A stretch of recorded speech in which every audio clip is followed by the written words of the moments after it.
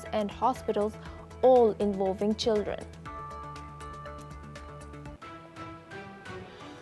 Ukrainian President Volodymyr Zelenskyy arrived in Washington yesterday for high-stakes talks at the White House.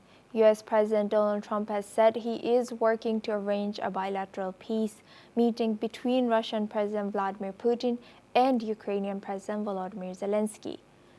He spoke of the plan after intensive talks on Monday at the White House with Zelenskyy and European leaders, which focused on long-term security guarantees for Kyiv. President Trump has said he spoke by phone with President Putin following the meetings and described the conversation as very good, indicating President Putin may be open to direct talks.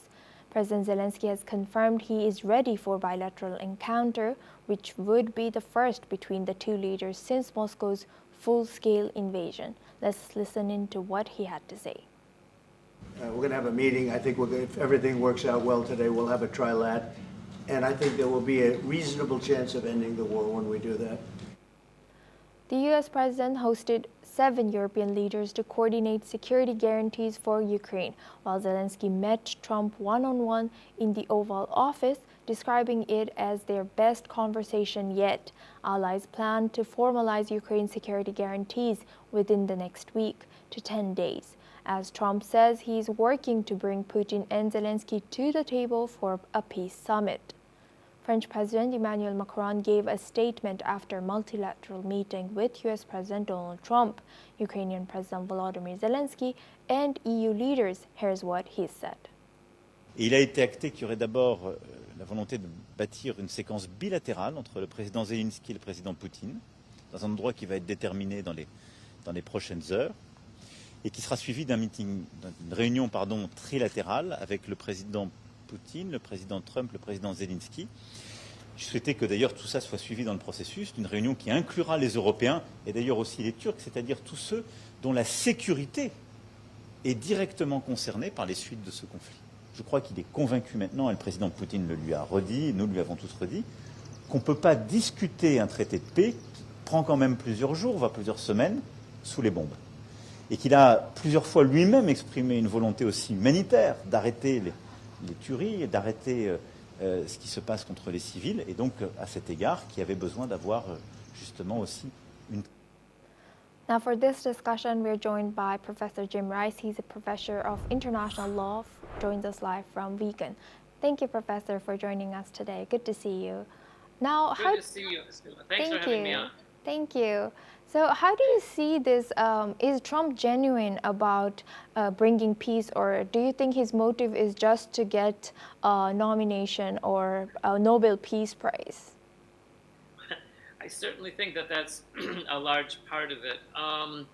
But I think more importantly, I think that it's very unlikely that Putin is serious or sincere in terms of actually wanting to end this war. And I think so for 3 reasons. The first is that Putin thinks that he's winning this war, and so he's not going to stop. He's not interested in peace. The second reason that Putin isn't serious about peace is because he believes, I think correctly, that he can successfully manipulate Donald Trump. And we saw that just last weekend when, prior to the Alaska summit,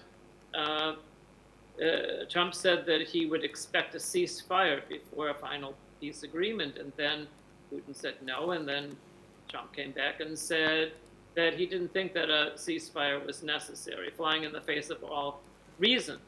And finally, third, Putin isn't serious about a real peace agreement because he knows that if he does end the war, that if the war would end now, that he would probably end up losing his position, if not being killed. So he has no interest at all in ending this conflict. Have you got a follow-up, assume?